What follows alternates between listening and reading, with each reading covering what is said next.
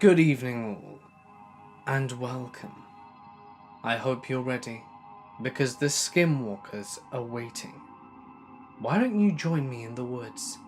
I'm sure they'll be delighted to meet you. So get comfortable, and let the darkness take control. In Mexico, my aunt/grandma used to always tell us stories about people going to the hills at night, getting paralyzed in place by coyotes, and that people would wear coyote hairs as magic. My mum and many others had been followed by large black dogs, and sometimes their paths blocked. My grandma used to always put scissors in the shape of a cross above our doorway. It was said to keep witches away. I have heard of many people talking about an Indian that lives in the hills past the mine. They say that they bring the guy food, and he tends to stay away from people, and he speaks broken Spanish. Everyone talks about witches living out there beyond the village in the hills, that cartel members hire them to put curses on their enemies. I heard that the cartels would even kidnap kids and give them to the witches as payment. Near our village, there's an abandoned mine where people always go for hikes. One night, me and my uncle went all around the hills, past a lake, and through an oasis. This trek we started at 11 p.m, and we got home at 7 a.m. Nothing happened that night, and it was also the last year I saw my uncle the way I used to look up to him. He was an outdoorsy type with a missing finger, and always carried a large knife, a rifle, and was broad and unrelenting.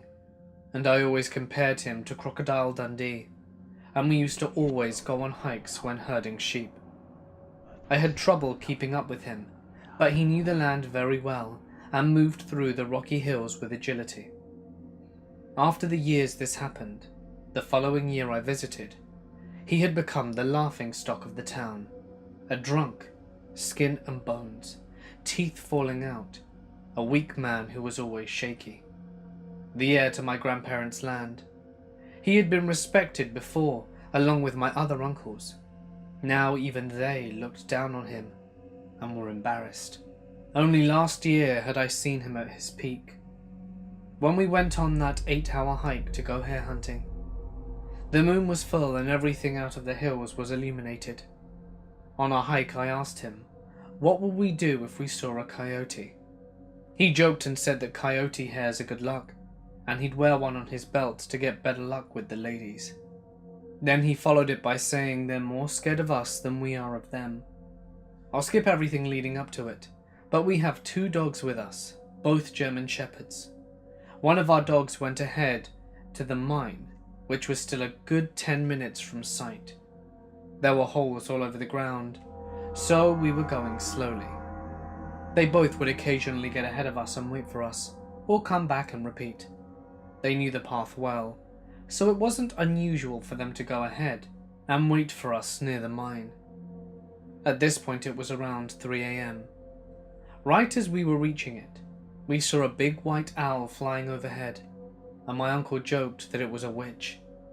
We still didn't see the other dog that had gone ahead, but Tambo, the one that stayed alongside us, wouldn't stop growling at it. It was growling like that earlier, when the dogs had found a rattlesnake, so I didn't think much of it. I had a very uneasy feeling in my stomach though.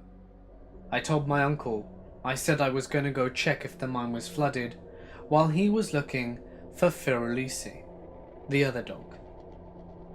While I was inside with the flashlight, I didn't hear any bats. Usually you would hear them chirping away. It was eerie silent. I wanted to make it to the end, where there was some writing on the walls, but just as I thought, it was flooded a fourth of the way in, and I hadn't explored the other paths that forked out yet. This next part sent shivers up my spine, and I still remember my body tensing up. While walking, my shoes got wet, and they were making a squeaking noise as I walked. When I saw it was flooded, I turned around to head back. My flashlight began dimming. I wasn't worried because that happened when you went in deep. It was just weird that it hadn't happened earlier. Looking back at it, I hadn't even gone deep enough for it to start dimming yet. I stopped walking, but I could still hear shoes squeaking. They were coming from behind me. It was the exact same noise my shoes were making. It sounded squishy and rubbery. I was completely frozen in place for a split second, just to make sure it wasn't an echo. Nope. It was getting closer too, and coming from one of the forked paths. The wet squeaking sounded like my shoes. Then I heard someone say, "Tambo?" in an almost mocking manner. At least I think I did, because it didn't sound right. I flashed my flashlight towards it. I panicked. Only my uncle had a rifle on him. The one I usually used was lent out to someone. All I had was a slingshot. I grabbed it for the sling so that I could fling the whole thing, and I didn't have a rock. I really can't describe what I saw, because every time I try to remember, it just looks like a tall blur with a smile. I just remember it moving like it was jerking around. I don't know if it had yellow eyes, because it could have easily just been the reflection of the flashlight, but it looked like a person if they were out of focus.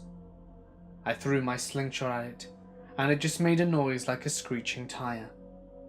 I ran, and ran, and ran, and rolled my ankles, and I kept on running without looking back.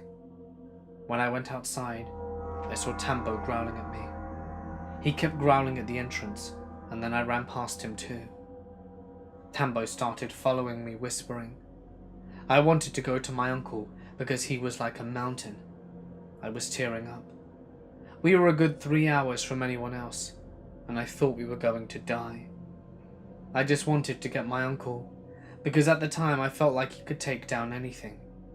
I really felt like it was the end. I saw my uncle about 50 feet away, kneeling down, and I could see the rifle on his back shining in the moonlight.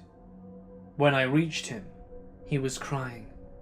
He was knelt over the body of Furulisi. It had a knife stuck in it. He said he found him like this. I turned my back towards him and looked behind me. I couldn't stop looking around. I talked with my uncle with my back to him, and he was kneeling down over the dog. Tambo was licking the body, and it sounded like he was crying too. It was completely silent, but now we could hear coyotes howling all around us. I couldn't shake the feeling like we were being watched.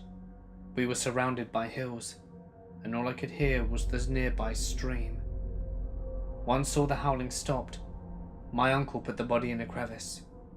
He also looked on edge, and it seemed as if he was constantly looking over his shoulder. At this point, we just began making our way home. We did not say a single word to each other the entire walk back. I didn't tell him what I saw until much later. He never even noticed how spooked I was. Back in high school, my friends and I would always go to one of our friends' houses that was on the outskirts of farmland / Amish country. The rest of us lived closer to town, and we always left at the late hours of the night. One night at around 1 a.m, I was driving my friend home. While I was driving, my friend was chatting with me about life when we drove up a hill. When we got to the bottom of the hill, my headlights illuminated this weird white figure on the side of the road. From what I remember, it was big enough to not be mistaken for an animal, and it looked as white as snow. It was a weird humanish figure, and in the few seconds I saw it, it twitched and moved strangely. As we drove past it, my friend and I both stopped talking and remained silent for a few seconds when I asked him if he saw what I saw. Now my friend thinks the supernatural and bizarre are all total bollocks. He hates scary stuff like stories, and he thinks it's all fake, which is reasonable. But having my friend say that he saw the same thing, and not knowing what he saw, scared me. The rest of the night went fine, but we did have trouble sleeping that night, trying to figure out what it was we saw. To this day, we still don't know what it was. It freaks me right out. So I used to live in northern Arizona, in a town called Page. The town is on Lake Powell, and nearby Horseshoe Bend, which are both massive tourist attractions recently. It also happened to border the Navajo reservation, and has a population that is majority native. I'm currently 18. I moved away less than a month ago, so I lived my whole life in the town essentially. I've heard stories, many stories from my friends and their parents as well, but these two stories are my actual experiences. The first story happened about a year and a half ago. Since Page is a 60-mile drive from the next closest town, the nearby area is very popular among locals for jackrabbit, coyote, and bobcat hunting. This particular day, I was out on my own pretty far back on some of the local dirt trails. Pretty recently, after I had started hunting myself. My target was coyotes. This was before I had a call, so I had to look for them or bait them. And my firearm was a Springfield Saint AR-15, loaded with American Eagle 5.5 grain AP shells, which, yes, is an important detail. It was probably around noon, and I had wandered down into a wash that ran up and across the bottom of one of the sandstone cliffs of the area. While walking through the wash, I scared probably the biggest coyote I had ever seen up the side of a cliff face. As it was scaling, I took 3 shots at it, and I was able to hit at least one, because it started bleeding quite profusely as it made its way up and over the top of the cliff. I gave pursuit and probably scaled the face in 3 to 4 minutes of winded climbing. At the top, the cliff turned into a flat mesa, covered by shrubs and dried up bushes, probably about knee height at most. I'm 5'10", so not very tall, but there was no coyote in sight. I started to follow the blood trail, and after about 20 minutes of following, I was very confused and somewhat concerned. The blood trail was still thick. Too much was being spilled to allow the coyote to continue for a straight sprint for that long, and I was hunting with a round that would drop a mountain lion in its tracks. After about 10 more minutes, the tracks from the coyote met up with tracks from what I'm assuming were goat tracks. This is where I turned and got the hell out of there. Both tracks were recent, deep, and the sand was still loose enough to fall when I knelt down and looked at them. The tracks split from each other, the coyote going far off to the left and the goat going to the right. The blood trail, though, no longer followed the track of the coyote, but instead indicated that the goat had been shot. The tracks led down to another wash, known in the area for being bad news, so I got back to my truck fast after that. The second story took place near the outskirts of town, and has a video that comes with it. We and my friends were out at around 10 at night, near one of the local jogging trails. At the edge of these trails, a storm drain tunnel opening sticks out. We always used to joke about skinwalkers using it to hide from joggers or bikers, but we'd never paid it much attention. This night though, we decided to go into the storm drain to see for ourselves. I, of course, was the first one in, but had 5 people behind me. We were probably about 300 feet in, when I heard what sounded like claws scraping against concrete ahead of me. I could only see about 50 feet in front of me with my light, so I shushed everyone behind me. As soon as we got quiet, a moan resonates through the tunnel. I've never backtracked on all 4s so fast in my life. The storm drain leads to a nearby road, which the people who were too scared to go into the tunnel were looking at, but they were not on the road or anywhere near the opening of the road, and were even taking Snapchats at the time of the noise, showing us that 1, it wasn't them, and 2, there were no cars on the road at this time. I can't prove that these were skinwalkers, but they definitely weren't any person or animal that I have ever encountered in my life. If you'd like to see the video, the link is in the description. I live in the woodlands part of the Upper Panhandle near Pittsburgh. While some of the town is buildings and restaurants, when you leave town, it gets pretty scary. We have what I think is a natural reserve called Tomlinson Run. They have hiking and camping trails. To set the scene, it was a very muggy summer day, around mid-June, with heavy rain. I was out with my friends, going on a camping trip in the woods. We were going to go into the woods, but it was easier just to get a small cabin. They provide you with a fire pit around the back near the tree line. We were sitting at the fire having a few beers when it started to pour rain. The heavy brush of trees over the top of us hid us from the rain for the most part, so we stayed out near the fire. Once it started to fall off the leaves, we decided to call it a night. While packing up and being pretty tipsy, my friend Alex went to take a whiz. The only bathrooms in the park are at a building about a mile away, so it was common to just do your business by a shack. Keeping the fire dimly lit while we were packing proved to be a challenging task. All of a sudden, while peeing, he turned around and started yelling to go inside. Him, not being one to joke around and having a serious tone, persuaded us to move our quiches.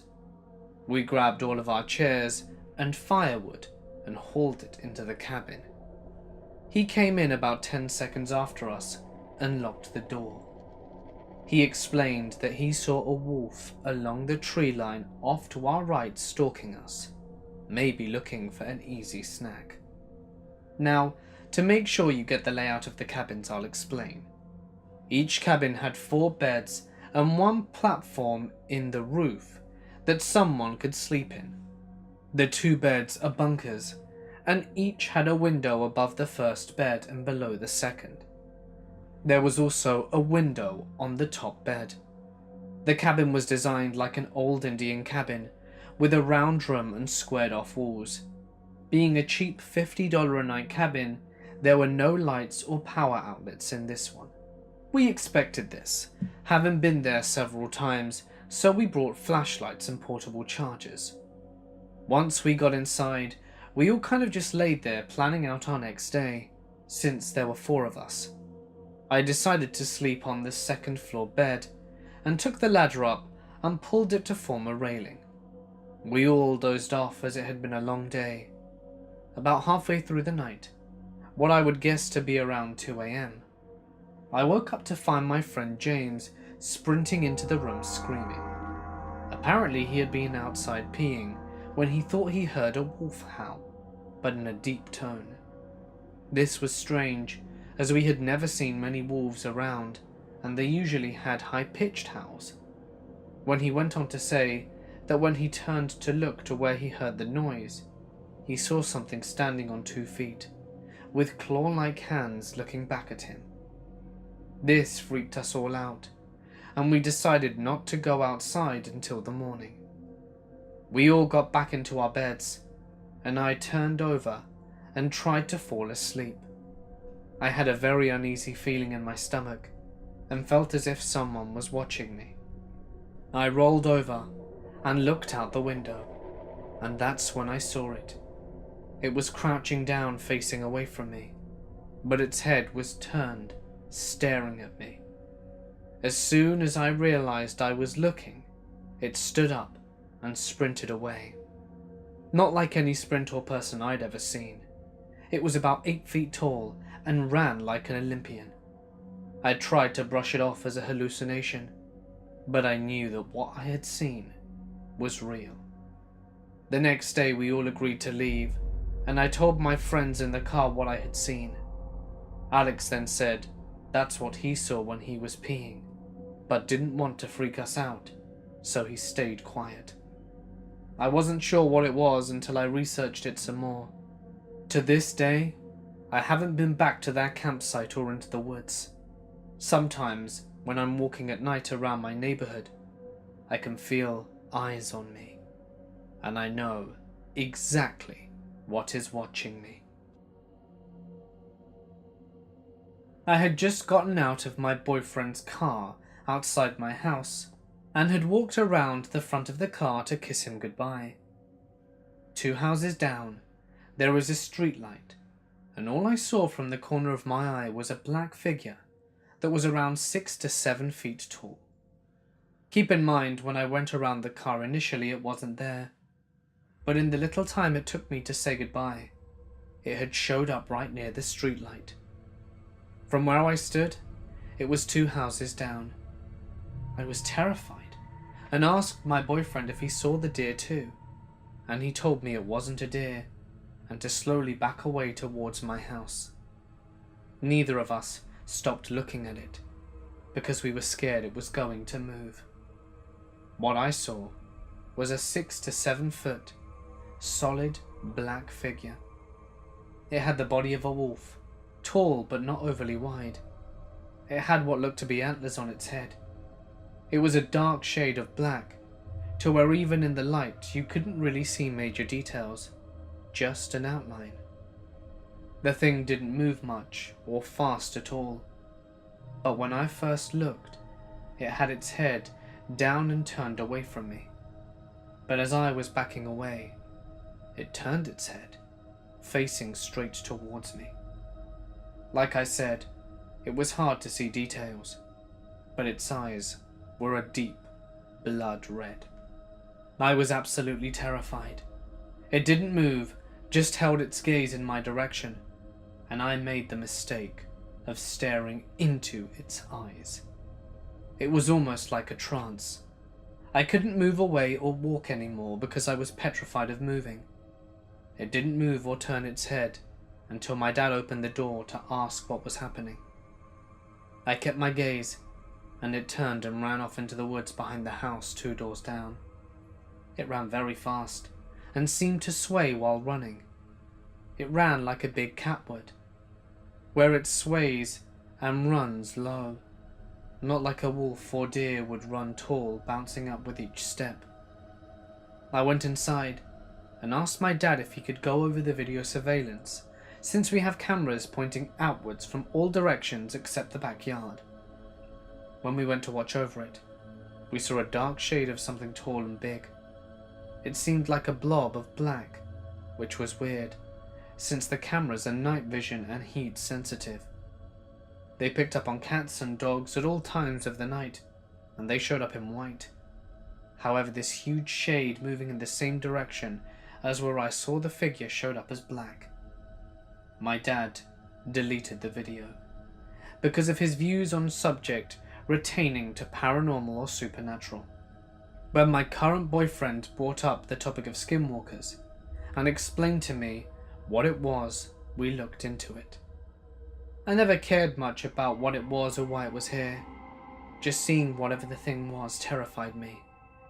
But even to this day, just over 2 years from seeing it, my dad won't even talk about it, and until now, neither would I. If you have any answers or ideas, I'm open to hearing about what this thing could be. When I was younger, I lived back in my home state of Maryland, home of many things unexplainable, archaic, and supernatural. Of course, the Amish and Mennonites you see are nice, but even they fear what's out there in the primeval darkness of a full moon night. It was a cool autumn evening. The sun began to set, and the moon rose to meet it, embracing one another in a brief twilight before going their separate ways. The wind stirred the dying leaves from their branches and scattered them through the air, disturbing the stillness of the water as it glided across the lake's surface. Foxes rushed about through the tall grass, hunting muskrats and gophers alike, rabbits and hares as well. Birds sang sweet nightly laments as squirrels jumped from tree to tree, giving a playful chase as they scaled up and over the branches. Off in the distance, howling coyotes called to one another, barking and yipping to themselves as the stars dotted the sky. The final remnants of the daylight had faded. The moon rose to its ebony twinkling throne and cast down its light, pale and serenely beautiful. My family was inside having a good time, laughing, drinking, and being merry overall. But I preferred solace and solitude over such, at the time, loud barbarity. There I sat, alone on the porch, staring at the moon's reflection on the lake, watching it ripple from the breeze, when a deep snarl from below the porch brought my attention back to reality. I paused and listened, hearing another deep snarl from below the porch, and was shaken as whatever this thing was started to loot and shift through my grandfather's tools. Metal clanks against metal, wooden beams were tossed about, and from what I could hear, nails were being dragged across brick. Heavy steps made their way into the backyard, and whatever belonged to them stood tall in the pale moonlight. A creature with auburn brown coloured hair, pointed ears, and a wolf-like head, atop a lean and lanky body, with sharp claws, as it stood in the backyard, basking in the moon's radiance. Nothing had happened for a few minutes, but then its ears perked up after my family got louder, and it turned to me on the porch, sniffing the air. My heart sank a little, and just as I thought something bad was going to happen, the beast puts one clawed finger to its curled snout and shushes me. After that, it slowly turned and walked closer to the tall grass, entering the woodline soon after, never to be seen again. My grandma was a practitioner of native medicine and ceremonies. She was what Navajo people call a crystal gazer, a hand trembler. People would often come and visit her and ask for healings or causes of their ailments. At times, people would ask her to help with protection from being attacked by evil entities. My grandma used to teach my aunt and her granddaughter the rituals and ceremonies, much like an apprenticeship. My cousin was one such person that my grandma had chosen to teach her shamanistic rituals. She would tell me the weirdest and scariest stories ever. One story she told me was about a pesky skinwalker that was attacking a neighbor of my grandparents. This skinwalker would go over to their homestead and tap on the windows, open the horse corral, knock over water bottles, and just be a pest to the family. It was thought that the skinwalker was sent because of a jealous man that was infatuated with a girl that lived there, and she had refused to date a certain person. That family had visited my grandparents and asked for help, but my grandma was reluctant. A few days later, the skinwalker returned. This time it harassed the sheep herder. Its attacks were relentless, and the sheep herder was frightened and ran over to the family house in the middle of the night. The father of the house told the sheep herder to calm down and go back to his house. The sheep herder kept saying that it was calling his name, and he wanted it to stop. The father walked the sheep herder back to his house and walked around the house. He didn't see anything unusual. The next morning, the sheep herder didn't come over for breakfast, and the father went to check on him. He didn't find him there, and the front door was wide open. The father started to look for the sheep herder, and it wasn't long until he found him. He had been strangulated by a barbed wire fence that was used as the sheep corral. The sheep were also gone, more than likely because the barbed wire had been taken off the fence. The family was distraught and visiting my grandma for help. My cousin told me about the ceremony they performed to get rid of it. She said the next morning they gathered some ingredients, a Navajo ceremonial basket, and a crystal arrowhead, and she said that early in the morning before the sun rose, they began the ceremony. She held the basket and the arrowhead, and they were buried under the ingredients while my grandma was singing. The arrowhead started to rise and levitate above the basket, and it flew out of the basket, and they kept singing until the sun came up. My cousin asked where the arrowhead had went, and my grandma told her that the arrowhead took care of the skinwalker that was terrorizing the family. My cousin told me that the family had been freed from the skinwalker's curse, and that they would not have to worry about it again. I am of Navajo descent. I'm only 1/4. My grandfather is pure. This was quite a while ago, but every summer we used to go and stay at my uncle's house.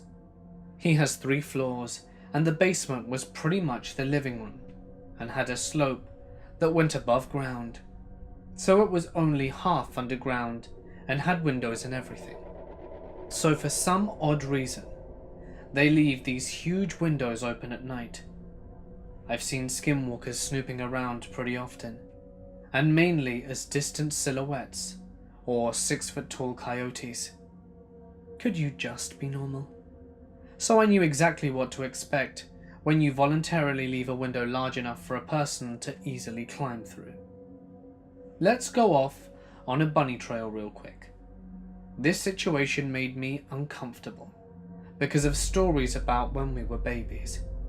My family was staying in my Nali's trailer, and she had these individual square locks, and they woke up in the dark hours of the next morning to find all the locks on the floor and the doors wide open, and my brother missing a lock of hair. My Nali had to do some ritual or prayer or something to save him. It worked, by the way.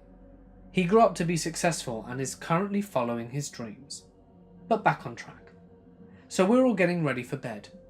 My grandma is sleeping on the couch, my brother and his friend are sleeping on the other couch, and me and my aunt were sleeping on a mattress behind the couch that my grandma was on. Everyone else went camping outside to skinwalker hunt. Everyone got settled and went to bed, and my aunt stole my pillow. Around 1 or so, I woke up feeling uneasy. I sat up and looked around. Everything appeared normal, and nothing was in the windows but the distant flashlights that we did often see, and I went back to sleep. So here it happens. 4 a.m. I roll on my left side and see my aunt sleeping peacefully, despite having rolled off our mattress. Her hair spread across the floor, and she was completely wrapped up cozy in her blankets. Everything is normal, until I realized that my aunt was on the right side of the bed, and whatever this thing was, is not my aunt. This long black hair was not hers, and her knee, that was somewhat exposed, was some joint. It was not human. Nonetheless, you know if you get greatly injured or afraid, you either become incapacitated with fear or filled with adrenaline, right? I filled with adrenaline. I reached up my arm and grabbed the couch and flipped myself over to the other side. I woke up my grandma in doing so, and I told her to stay awake but to stay quiet, and it began to move around the couch and back out the window. It was so odd though. The way it moved so smoothly was kind of like the Heartless from Kingdom Hearts. Very snake-like. During the 1970s, before I was born, my dad worked as a trail guide in California. He'd lead groups of tourists on horseback across mountain trails and such, and he met a lot of people during his time there. He met this Native American guy, who started out as a regular customer, and eventually became an employee. He came from an Indian reservation, although he never said which. He also didn't explain why he left, but he was a cool guy, so my dad never really gave his origins much thought. He always figured that he'd left for personal reasons, and didn't want to be bothered about it, so my dad never brought it up. One day, my dad, his brother, and his Native American friend were out on the trail with a group of people. It was a pretty ordinary day. My dad and uncle told jokes back and forth, their friend laughing and jeering, and the tourists took pictures with their bulky cameras. Nothing unusual. As they were moving along, someone shouted, "Coyote!" and pointed into the little valley on the left side of the field. Again, nothing strange. This was in the grassy chaparral of Central California, and coyotes are a very common sight. My dad and his companions stopped their horses so that their guests could have a look at the creature. My dad and his friend got chatting, but my uncle kept staring at the coyote, with his features all scrunched up, like he was trying to get a better look at it. My dad asked him what was up, and he said, "This coyote, it doesn't look healthy." The coyote had very long and thin legs and didn't walk normally. Most dogs walk by lifting a front leg and then lifting the opposite back leg, but this coyote walked by lifting both legs on one side of its body, sort of like a camel. Its snout was also a good 3 inches longer than normal, and it held its nose high in the air, as if it was sniffing for something. My dad said that it was probably just deformed, and my uncle agreed. Their friend, however, was silent. He was slightly shivering and staring directly at the weird coyote. My dad put his hand on his shoulder and said, "What's wrong?" With a shaking finger, his friend pointed at the coyote and said, "The tail. Look at the tail." My dad looked and said, "What do you mean? It has no tail." My friend said that he'd explain everything when they get back to base camp, so my dad led the guests down to the trail. The coyote followed them. It didn't come up from the valley, but it followed the group. The tourists thought it was fun to have a little companion, but my dad's friend never looked at it. He was silent the whole way back. When they were just a couple of 100 yards from the base camp, the coyote leapt out of the underbrush about 20 feet in front of my dad and his companions, freaking the hell out of them and the horses. The coyote stared directly at my dad's friend and smiled. Not a panting smile like most dogs do, but a full-on, teeth-bared smile, which showed off its yellow and brown-stained teeth. The friend stared back, and produced a small piece of wood with an arrow burnt into it. He showed its face to the coyote, which looked away. Then the creature howled. Coyotes' howls are usually high-pitched, but this one was very low-pitched, almost baritone. It sounded like the thing had fluid in its lungs, as if it were drowning, and able to make one final scream. Then it ran back into the bushes. My uncle, ever the jokester, turned to the stunned tourists and said, "Well, I hope you got your money's worth." At camp, my dad's friend wouldn't give them the whole story, only vague statements like, "It killed them, and now it's going to try and kill me." He said that he did this to protect my dad and uncle, because the less you know about it, the better. He gave them each a small piece of wood with an arrow on it, saying that it would protect them from the thing. He made them himself, and he said that he was glad that he got to test them out. He drove out at 8, and my dad never saw him again. My father always used to tell this story when I was younger, especially during camping trips. He's a high-spirited kind of guy, so he always tells it in good spirits. but sometimes he says that on cold nights, when the wind is blowing and there's a rustling in the trees, he can hear the low howl of the thing that was not a coyote. I was visiting my cousin's house. I have 4 cousins, 2 twin girls aged 10, and then the older brother aged 21 and 26. I was sleeping in the room with the cousin of age 21, and we heard stuff falling in the girl's room, right next to where we were. We assumed that it was just them playing, but then one of them started talking to the other, and they were across the room.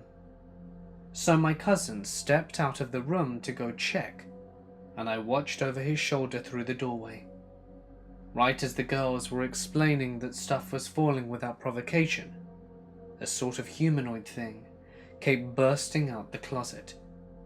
It looked humanesque, but was much longer and thinner, and ran on all 4 legs. It ran out of the house, broke the front door hinge, and straight through the screen by the door. We called the police immediately, and they were there within 5 minutes.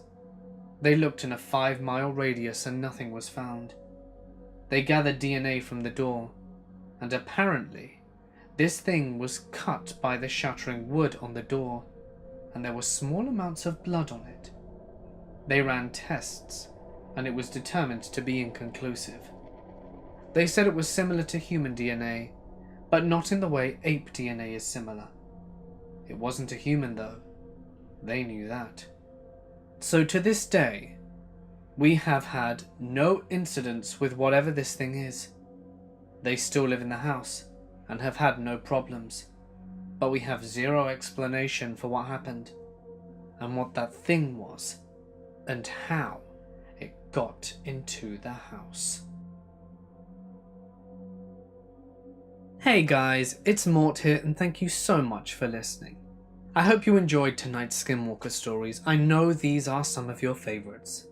I might make another one really soon if I can hit that magic 1k likes. I suppose it's down to you really. If you liked the video, don't forget to drop a comment as that always really helps me out and it's nice to read your thoughts on these. Something else that you can do which is super fun is subscribe and press the little bell icon. Why would you do that though? It's because I post every night and you don't want to miss your nightly spooks, as they'll always be there waiting for you. If something terrifying has happened to you and you would like to share it with the rest of the world, feel free to email it to me or post it to my Reddit. I would love to read about it, and I'm sure the rest of you guys would love to hear about it as well. Please just include lots of good punctuation, good grammar, paragraphing and description, as these are all key factors in good stories, as I'm sure you guys know already. But anyway, for now guys, it's time to sign off. Stay awesome, and I'll see you in the next one.